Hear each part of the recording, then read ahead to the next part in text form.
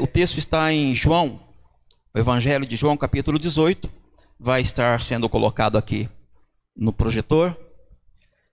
Evangelho de João, capítulo 8, versículos 17, versículo 25 e o versículo 27. São 3 versos e eu quero falar sobre esta temática nesta noite. Versículo 17 diz assim: Então a porteira disse a Pedro, discípulo de Jesus: Não és tu também dos discípulos deste homem? Jesus estava sendo julgado. Então Pedro disse: Não sou. Aí o versículo 25 diz assim: E Simão Pedro estava ali e aquentava-se, porque era inverno, tempo de frio. Disseram-lhe, pois: Não és também tu um dos seus discípulos? E ele negou e disse: Não sou. E o versículo 27.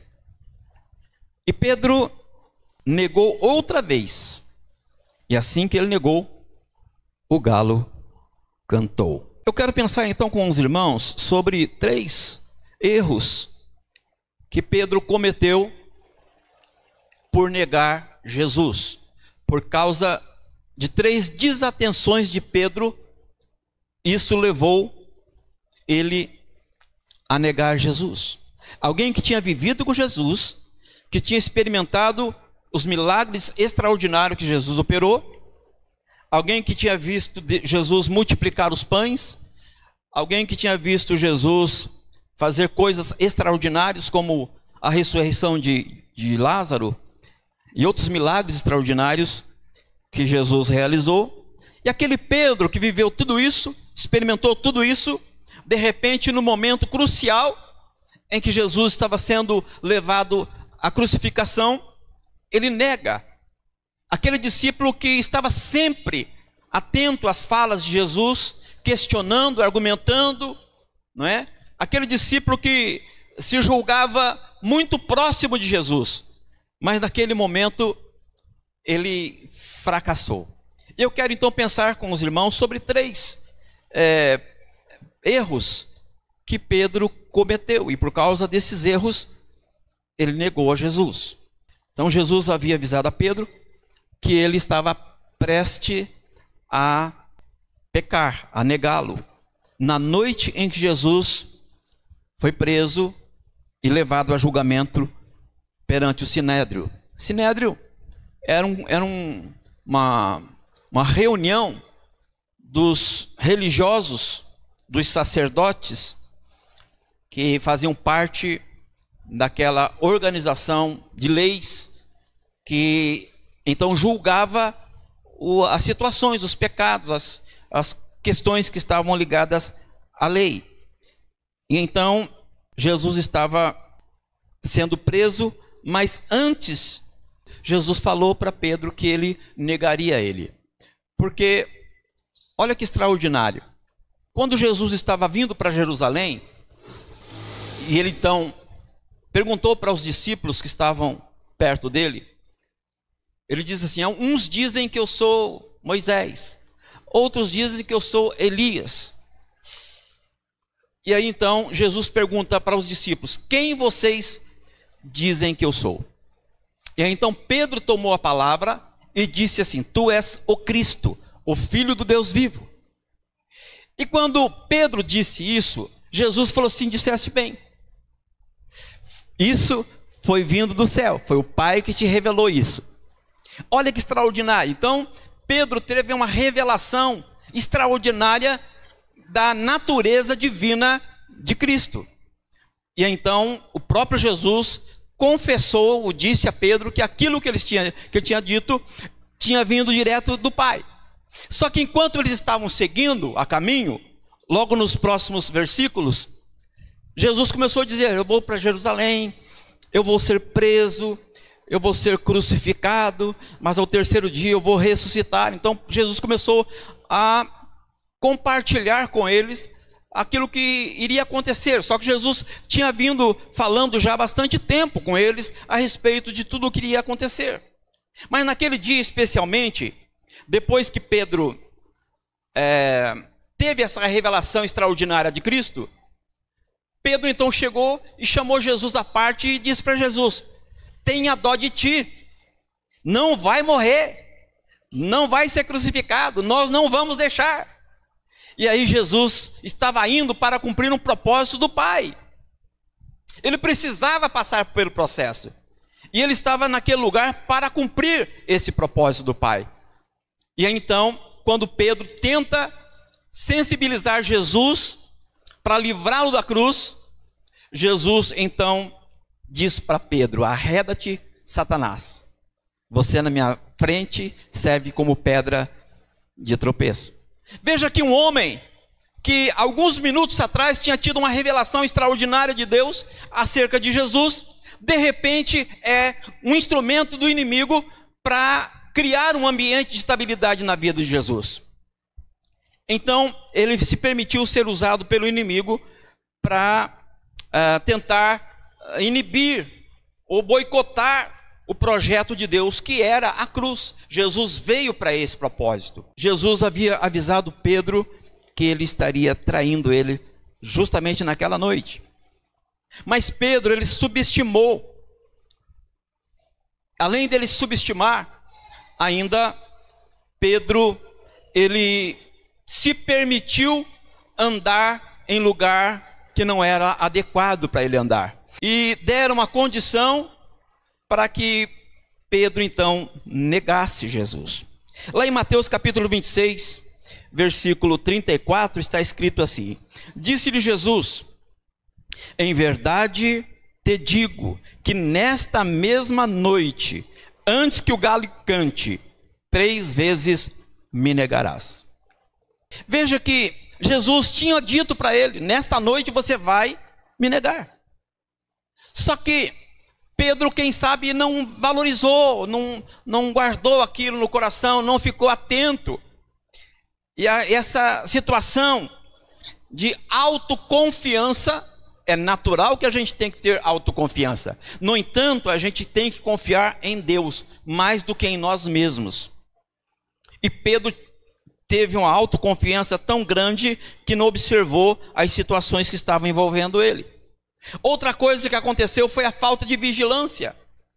Pedro não ficou vigilante, e por causa da falta de vigilância, ele então começou a ficar próximo de pessoas que eram inimigas de Jesus, e que naturalmente essas pessoas que eram inimigas de Jesus criaram um ambiente de instabilidade para que Pedro então viesse a negar Jesus. Nós vamos ver então esses 3 perigos que Pedro vivenciou, e isso fez com que Pedro então viesse a negar o seu mestre. Perigo número 1, que eu quero destacar com vocês nesta noite, é que Pedro estava num lugar errado. O lugar onde ele estava era um lugar que ele não deveria estar lá. Porque enquanto Jesus estava sendo julgado, Pedro estava no pátio, se aquecendo, junto com aqueles que eram acusadores de Jesus. Pedro estava num ambiente hostil para ele, porque era para Jesus. E Pedro então se colocou naquela situação. Pedro se permitiu estar naquele ambiente. Este foi um erro grave dele. Ele estava no lugar errado. Isso diz para nós que o lugar onde a gente está faz toda a diferença. É importante tomar cuidado com os lugares onde a gente vai, porque os lugares influenciam. Então, se o local é um local desprovido de segurança, você provavelmente vai passar situações de perigos. Então, é importante tomar cuidado com o local ou os lugares onde a gente vai. João capítulo 18, versículo 15, diz assim: e Simão Pedro, o outro discípulo, seguia Jesus. Ou seja, na história diz que era Pedro e João, mas a Bíblia não cita João. Fala de Pedro e o outro discípulo. Então, Simão e o outro discípulo seguiam a Jesus. E esse discípulo era conhecido do sumo sacerdote. Tinha uma certa amizade, tinha um relacionamento. e entrou com Jesus na sala do sumo sacerdote. Então, esse discípulo, e provavelmente seja João, entrou com Jesus lá na sala do sumo sacerdote. Ou seja, João ficou com Jesus. João se aproximou de Jesus. No entanto, Pedro ficou lá no pátio se aquecendo com os inimigos de Jesus. Então, isso é um problema. Porque Pedro estava seguindo Jesus de longe. E esse é um problema. Quando a gente segue Jesus de longe, é um problema. Porque a gente fica vulnerável, exposto à ação dos inimigos de Jesus e do próprio Satanás. Porque naturalmente ele vai tentar abortar, criar ambiente de estabilidade e trazer prejuízos para aqueles que desejam seguir a Jesus. Então, seguir a Jesus de longe é um problema. Pode ser difícil, as circunstâncias, os problemas podem afetar aquele que segue a Jesus mais de longe. Ou seja, ou eu sigo ou eu não sigo. Se eu sigo, eu tenho que fazer igual João, que estava próximo de Jesus. Então, estar perto de Jesus faz toda a diferença. Enquanto Pedro estava negando Jesus lá fora, João estava juntamente com Jesus, dando apoio para ele e seguindo a Jesus de perto. João estava com Jesus. A segunda verdade está em Provérbios capítulo 14, versículo 12, que diz assim: há caminho que ao homem parece direito, mas o fim deles são caminhos de morte. Então, lugares errados comprometem escolhas. Às vezes a gente está num ambiente que aparentemente está legal, é um lugar bom. No entanto, aquele lugar pode me levar a ter prejuízos não só momentâneos, mas até eternos. E isso é muito sério, é muito grave. Estar longe de Jesus é um problema. Estar em lugares que comprometem a nossa saúde espiritual, principalmente, é muito sério. Então é importante escolher o lugar aonde a gente vai, porque Provérbios está dizendo aqui: há caminhos que ao homem parece direito, mas o fim desse caminho é caminho de morte. Às vezes a gente toma caminhos sem fazendo a leitura correta, e a gente então toma decisões que lá na frente a gente vai se arrepender. Puxa vida, por que eu fiz isso? Por que eu tomei essa decisão? E algumas decisões até podem ser revertidas, mas há decisões que são irreversíveis, porque esta vida que nós estamos vivendo é um laboratório, é uma preparação para a eternidade. A eternidade nós estaremos lá. Todo ser humano tem espírito, e todo ser espiritual tem uma vida eterna, e esta vida eterna pode ser com Deus ou sem Deus, mas vai estar na eternidade. Então não vale a pena a gente nesta vida tomar decisões que nos levem para longe de Deus. É importante tomar decisões que nos levem a Deus. Lá em João capítulo 3, versículo 16, Jesus diz assim: porque Deus amou o mundo de tal maneira que deu seu Filho unigênito, para que todo aquele que nele crer não pereça, mas tenha vida eterna. Veja que o texto está dizendo que aquele que tem Jesus tem a vida eterna. Aquele que não tem Jesus não tem a vida eterna com Deus. Ter Jesus faz toda a diferença em estar com Deus na eternidade ou longe de Deus na eternidade. Esse é um princípio da palavra. E aí alguém pode dizer: mas não concordo. Mas não vai fazer diferença, porque esse é um princípio estabelecido por Deus. Então eu não posso mudar esse princípio, porque é um princípio estabelecido por Deus. Ou eu aceito ou eu recuso. Se eu aceitar, eu tenho a possibilidade de estar na eternidade com Deus. Se eu recusar, a minha eternidade vai ser longe de Deus, claro. Porque é aqui que está o laboratório, é aqui que vai ser feito a preparação para que eu esteja na eternidade com Deus ou sem Deus. Aí a terceira verdade que eu quero pensar sobre este pensamento dos lugares errados é um texto de 1 Pedro capítulo 5, versículo 8. Este Pedro que traiu Jesus ou negou Jesus 3 vezes, esse mesmo Pedro agora dá um conselho. É a primeira carta de Pedro, diz assim: sede sóbrios, vigiai, porque o diabo, vosso adversário, anda em derredor, bramando como leão, buscando a quem possa tragar. Veja que Ele tinha autoridade para falar o que ele disse aqui nesse texto, porque ele tinha vivenciado situação de prejuízo, por negar Jesus e vivenciar aquela situação constrangedora. Por que ele negou Jesus? Ele negou Jesus porque ele ficou com medo de morrer. Ele negou Jesus porque ele ficou com medo de ser perseguido. Ele negou Jesus porque ele ficou com medo de ir para a cruz junto com Jesus. Ou seja, ele estava poupando a vida dele. Ele estava olhando para o conforto dele. Era essa a realidade do que estava acontecendo com Pedro. No entanto, lá na frente, depois que ele passou pelo processo, então ele diz isso: sede sóbrio, porque o diabo, vosso adversário, anda em derredor, bramando como leão, tentando a quem possa tragar. E isso, queridos, fala para a gente que ele passou pelo processo, aprendeu a lição, e lá na frente ele está aconselhando: sede sóbrio. O que é ser sóbrio? Ser sóbrio é estar atento, vigilante, observando o ambiente, vendo quem está por perto, está sempre atento, alerta, e isso é muito importante. Por isso que ele está dizendo: sede sóbrio. Não permita que as circunstâncias dominem você. Ao contrário, domine as circunstâncias. E é muito simples isso. Eu sempre gosto de dizer que quem não domina a situação está sendo dominado por ela. Ou você domina, ou você é dominado. Então, dominar é parte de uma decisão nossa. É nós que decidimos dominar ou sermos dominados. Então, se você não estiver dominando, a situação está dominando você. E Pedro tinha autoridade para dar este conselho. O perigo número 2, ou segundo período, é estar em companhias erradas. Ter companhias certas ou assertivas faz toda a diferença, porque às vezes a companhia leva as pessoas para lugares ruins, negativos. Tem pessoas que estão sofrendo situações muito difíceis na vida dela, porque um dia ela ouviu um amigo falando: olha, faça isso. Ah, você não faz parte da turma? Então faz o que a turma faz.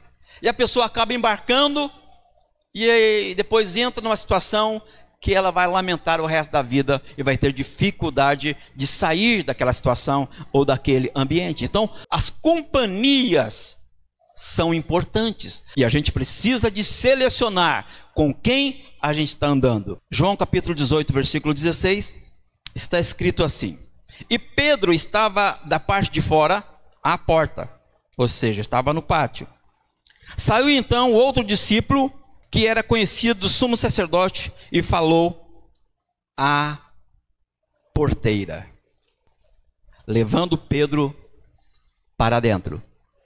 Ou seja, aquele discípulo que estava com Jesus lá dentro, ele sai, se aproxima de Pedro para também levar Pedro para dentro onde Jesus estava. Ou seja, João sai da sala, vai no pátio, tenta trazer Pedro para perto de Jesus. Isso diz porque Pedro estava distante de Jesus, alguém foi buscá-lo, trazer para perto de Jesus, porque o local onde ele estava, o ambiente em que ele estava, era um ambiente hostil, era um ambiente perigoso e que ia, consequentemente, contaminar a mente dele, o coração dele, a vida dele. Então Pedro, ele se misturou com inimigos de Jesus, e por causa disso ele estava suscetível ao ambiente, às pessoas em que ele estava como companhias naquele lugar. O segundo texto está em segunda carta de Paulo aos Coríntios, capítulo 6, versículo 14, que diz assim: não vos prendais a um julgo desigual com os infiéis, porque que sociedade tem a justiça com a injustiça? E que comunhão tem a luz com as trevas? Claro que a gente usa muito esse texto para falar a casais. E quando se casa ou se busca o casamento, é necessário tomar cuidado com quem nós vamos fazer aliança. Porque aquela pessoa com quem nós vamos fazer aliança, a Bíblia diz que até a morte nos separe. Claro que hoje há um contexto de separação por qualquer coisa, às vezes por coisas até graves, mas há uma certa banalização em relação a isso. No entanto, é importante entender que aquele que faz uma aliança com a pessoa, com a outra pessoa, ela se torna um com ela. Então se torna parte dela. Então se aquela pessoa com quem você está fazendo aliança, e aqui a gente está falando que o casamento é uma representação bem clara desta aliança, mas não é só no casamento. Por exemplo, uma sociedade de uma empresa. Quantas pessoas que têm problemas sérios porque faz sociedade em empresas em que o sócio não é muito justo, não corresponde, e às vezes a pessoa perde muito por causa disso, ou seja, não escolheu a pessoa certa para fazer a aliança. As pessoas faz toda a diferença entre você ter êxito ou não ter êxito. Por isso a Bíblia está aconselhando aqui, não se prender a julgo desigual. O que é julgo desigual? Julgo desigual é vida incompatível, é pensamentos incompatível. Um pensa uma coisa, o outro pensa outro. Um tem uma direção, o outro tem outra. Então quando há esse desajuste, consequentemente aquela aliança ou aquele julgo, aquela situação em que estão juntos vai se deteriorar, vai criar ambiente de estabilidade e vai ter problema. Então as companhias precisam ser bem escolhidas, porque as companhias elas vão nos levar ao sucesso ou ao fracasso. E a terceira verdade em relação a escolher as companhias está em 1 Coríntios capítulo 15, versículo 33. Diz assim: não vos enganeis, as más conversações corrompem os bons costumes. Ou seja, dependendo com quem você anda, com quem você está, a aliança que você tem ou fez, vai te direcionar para estar melhor ou pior. Quando você anda com pessoas de má índole, você tem a tendência de também se tornar uma pessoa de má índole.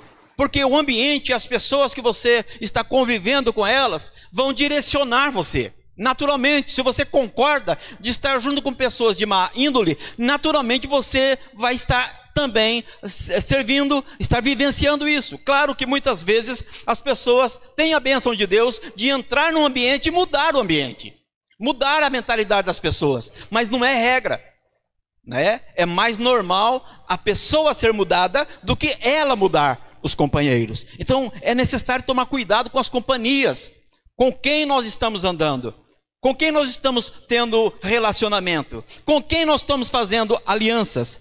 Isso faz muita diferença para uma vida de êxito ou uma vida de fracassos. Então, tome muito cuidado com o lugar onde você está. Segundo, tome muito cuidado com as pessoas que você está. O terceiro perigo, o perigo da covardia. Covardia. Isso é muito sério. Tem pessoas que estão do teu lado, mas ela não tem coragem suficiente para enfrentar a situação junto com você.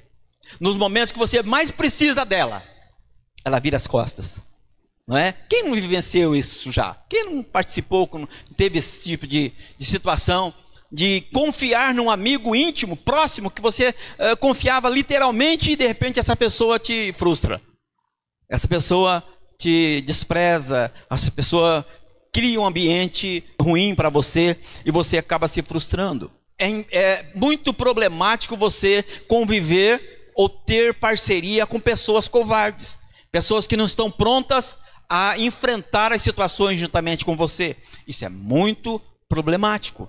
Então, estar em lugar certo é importante, ter companhias certas é importante, e também estar com pessoas que aguentam o repuxo, aguenta o ambiente, aguenta a situação. Tem pessoas que no primeiro vendaval já abandonam você.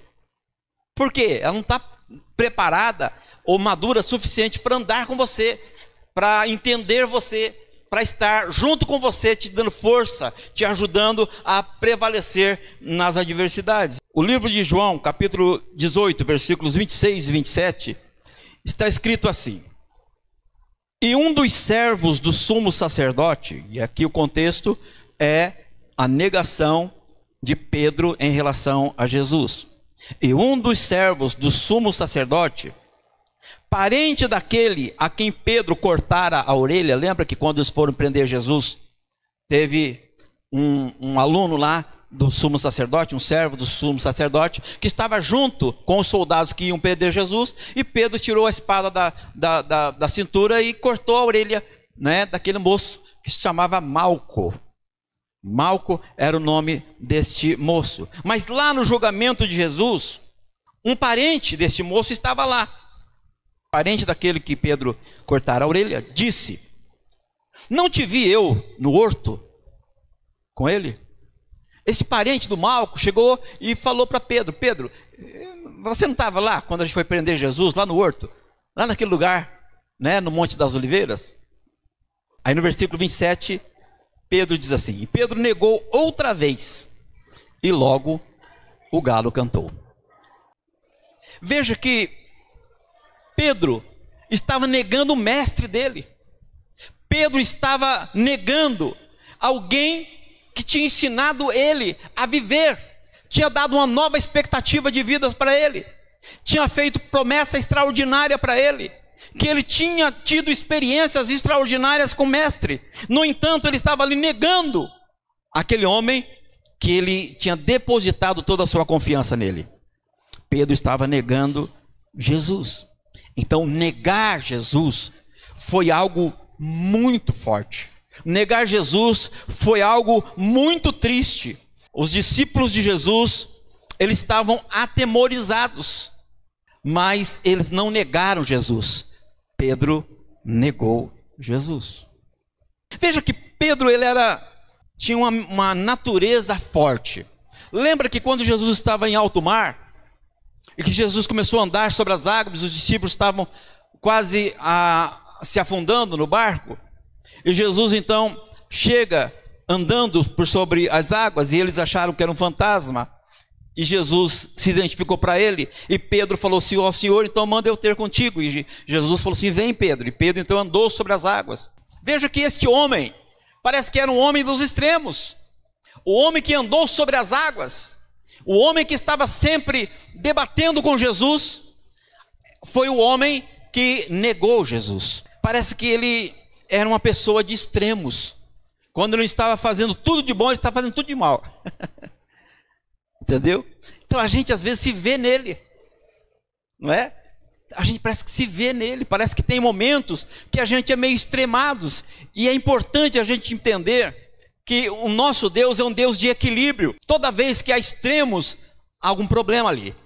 Então, todo extremo é perigoso. E Pedro, ele estava no fio da navalha sempre, ou muito para cima ou muito para baixo. Então é necessário ter equidade, equilíbrio. Tem que ter um certo equilíbrio.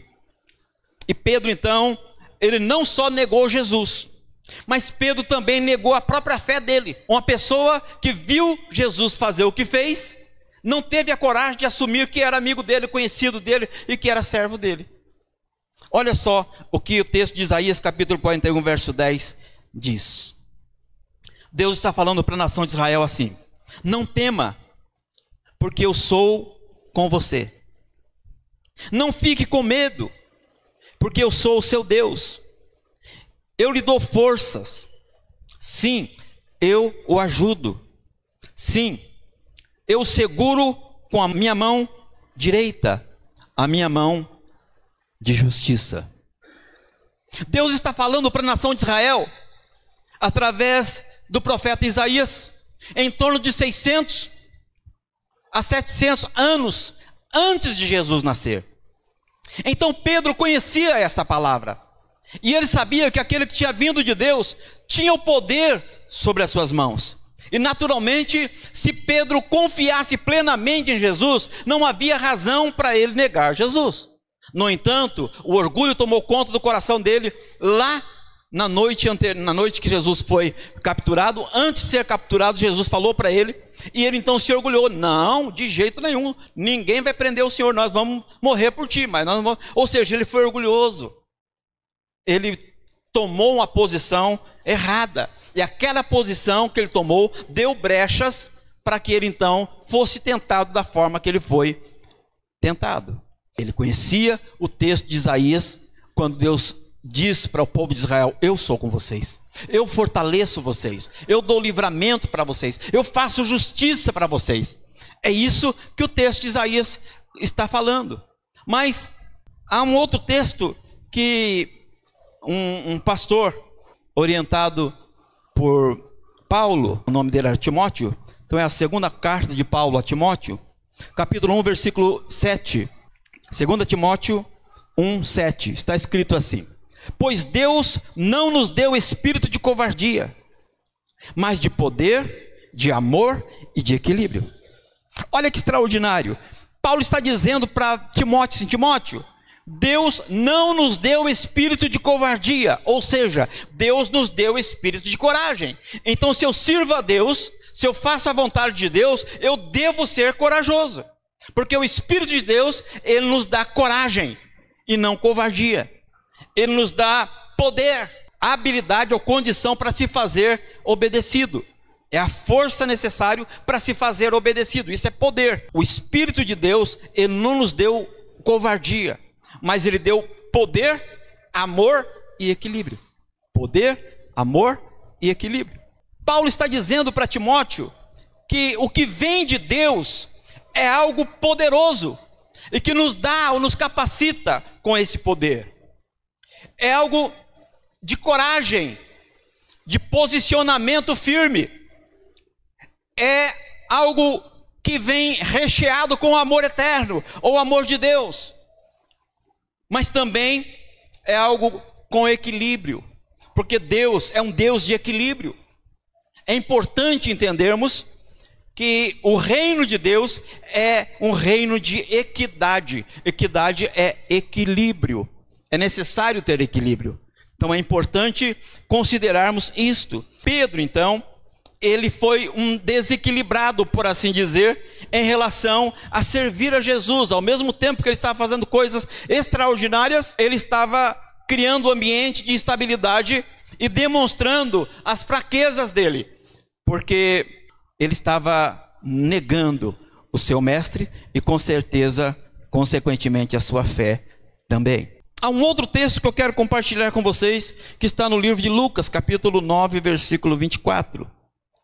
Lucas 9 e 24 diz assim: porque qualquer que quiser salvar a sua vida, perdê-la. Mas qualquer que por amor de mim, Jesus dizendo, perder a sua vida, a salvará. Parece que um pouco difícil de harmonizar este texto. Como uma pessoa para achar a sua vida precisa perdê-la?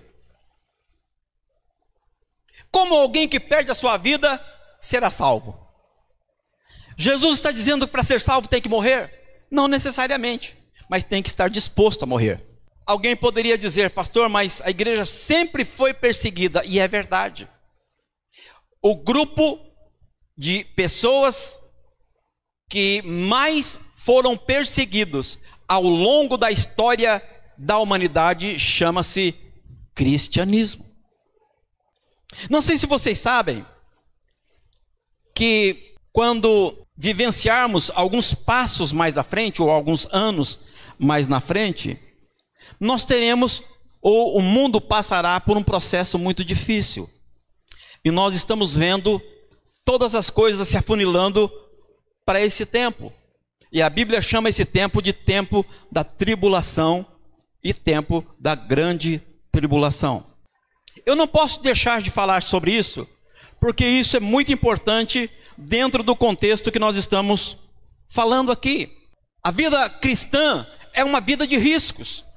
E se a pessoa não tem a disposição, a coragem de passar ou sofrer esses riscos, não está apto para o reino de Deus. Porque o reino de Deus é um reino superior ao reino terrestre, a essa terra. Porque nessa terra nós estamos sujeitos às intempéries, aos problemas que estão nessa terra, à enfermidade, aos acidentes e tantas coisas negativas que acontecem nessa terra. No entanto, existe um reino, e esse reino é eterno. E nesse reino eterno, há paz, alegria no espírito. Há saúde plena, há alegria plena, há um amor sereno e contínuo que habita esse reino. E é para esse reino que nós estamos nos preparando para participar. Quando nós olhamos para a Bíblia, nós vemos que há algumas verdades escritas lá em relação às coisas que ainda irão acontecer. E nós veremos, penso eu que eu não estarei aqui, mas não está longe de acontecer esse tempo da tribulação e da grande tribulação. A Bíblia fala de 7 anos. E esses 7 anos serão anos em que Satanás governará essa terra. E no governo de Satanás, a terça parte da humanidade irá morrer. E eu não estou sendo alarmista, estou dizendo o que a Bíblia diz.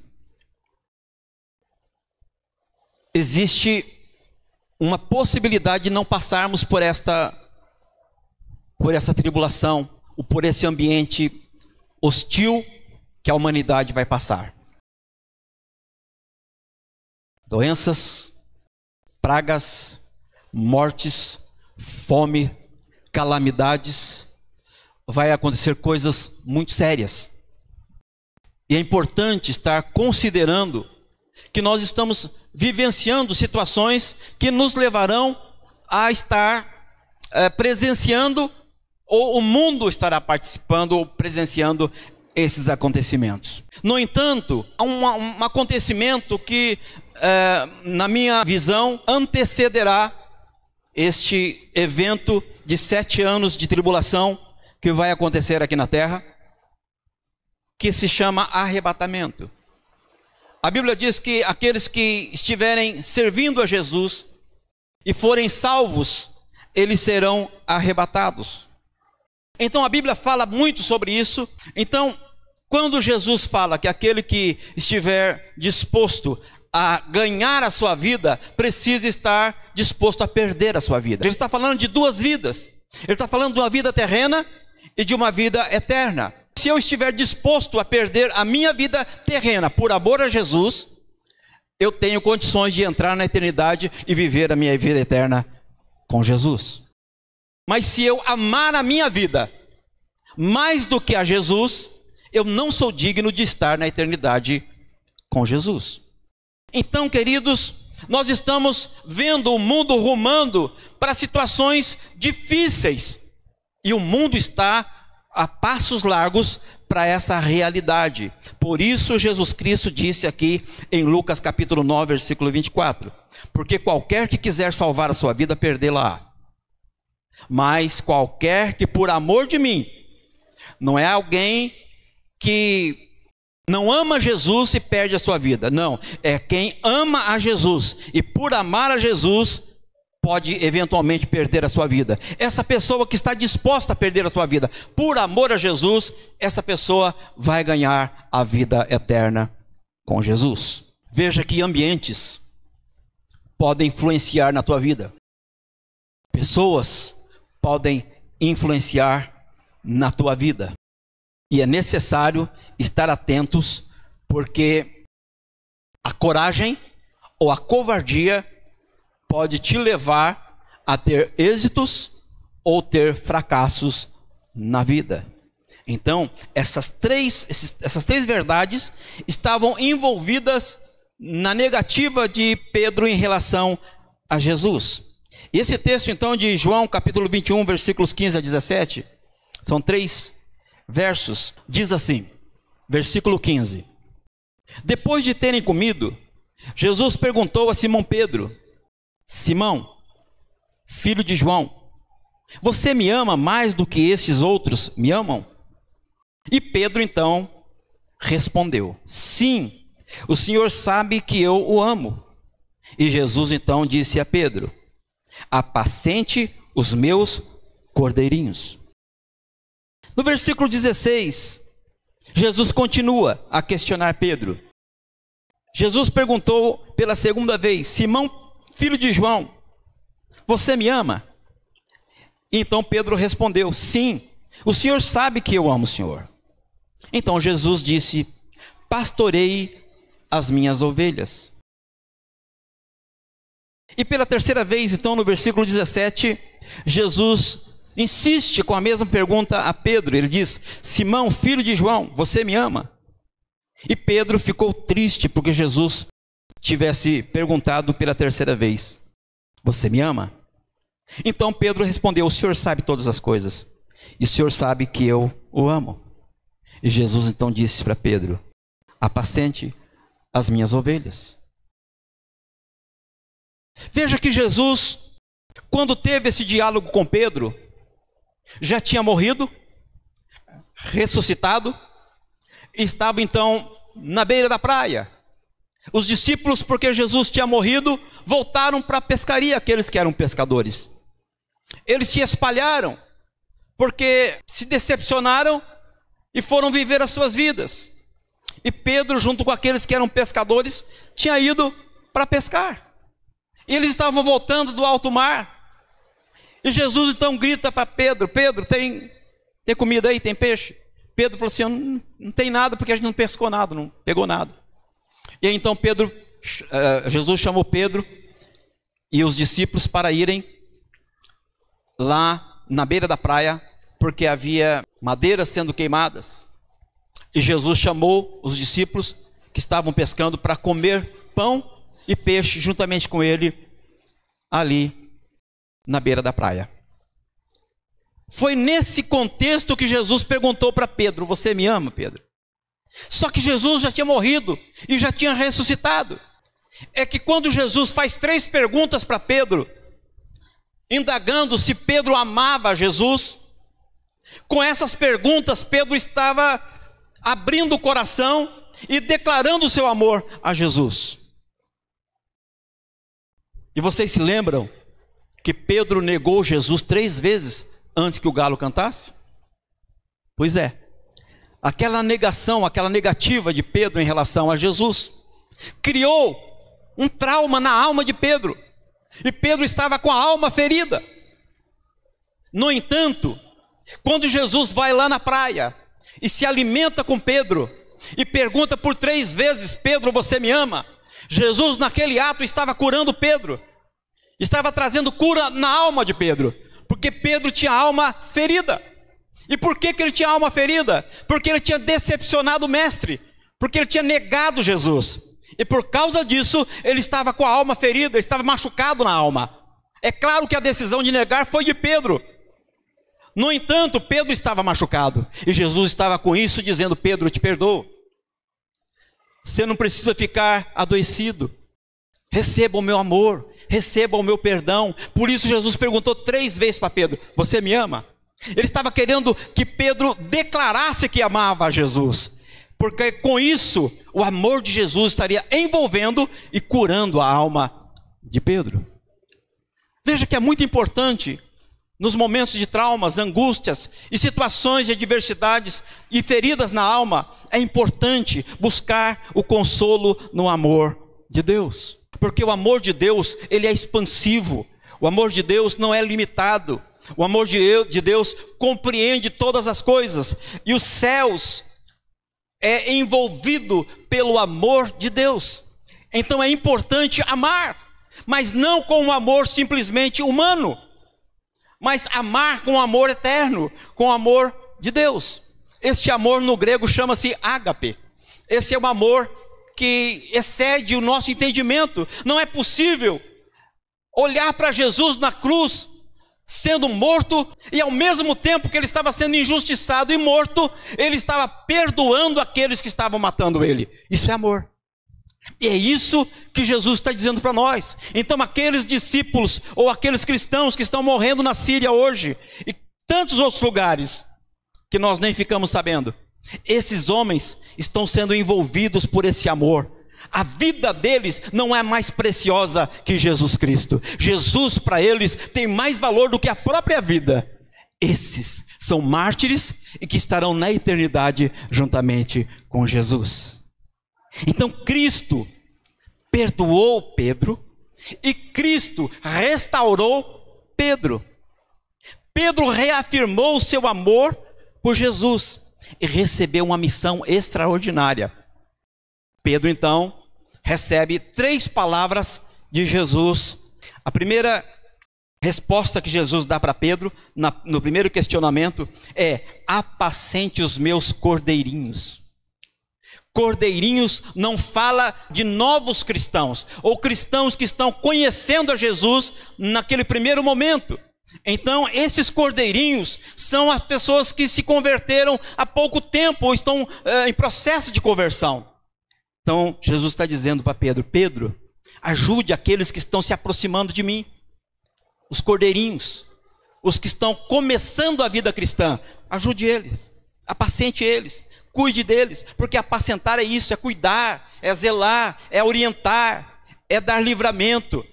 Então é importante o pastor estar atento para que os novos convertidos não continuem no processo que vai levar eles ao prejuízo. Mas na segunda palavra que Jesus responde a Pedro, ele diz assim: pastorei as minhas ovelhas. Pastorei as minhas ovelhas. E quando Jesus fala para Pedro: pastorei a minha igreja, ou as minhas ovelhas, ele está falando no nível de maior amadurecimento. Aqueles que já têm uma caminhada na fé cristã, aqueles que já estão amadurecidas na fé cristã. Então ele está dizendo para Pedro: faça a primeira parte. Mas na segunda pergunta, ele fala para Pedro: faça a segunda parte. Ou seja, não despreze aqueles que já estão há mais tempo conhecedores do cristianismo ou da verdade da palavra de Deus. Ele faz a terceira pergunta, e nesse terceiro questionamento, Jesus dá uma terceira resposta para Pedro, dizendo: apacente as minhas ovelhas.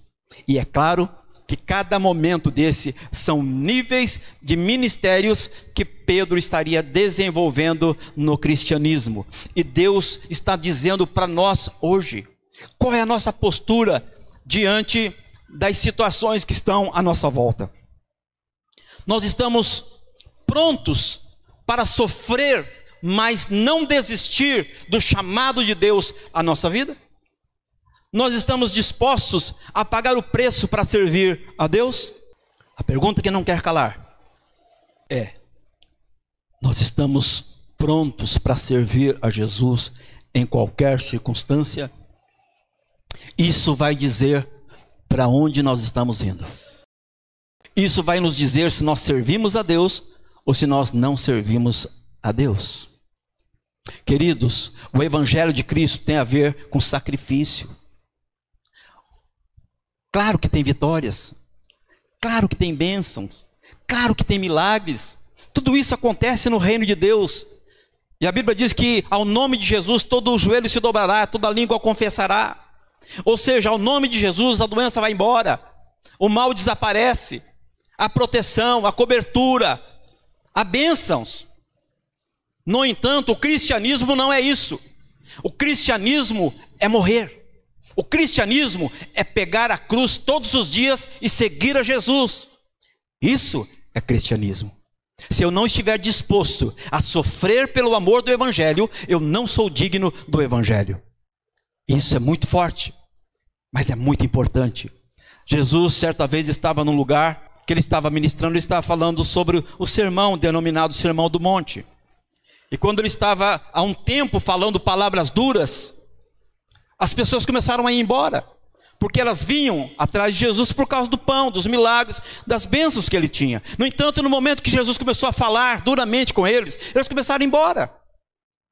E então, quando o povo foi embora, Jesus virou para os seus discípulos e perguntou para eles: vocês também não querem ir? E aí então eles disseram: para onde iremos nós, se só tu tens palavras de vida eterna? Isso é importante, queridos. Significa que nós temos que estar dispostos.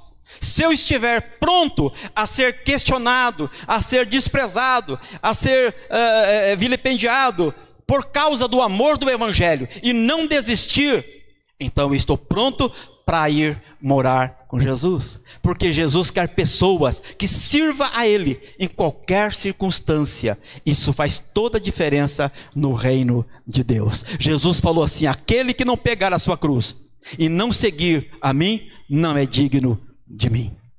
Isso, queridos, é muito importante e significativo. Que essa palavra fique no nosso coração, que nós possamos viver isto, porque o Evangelho não é conversa.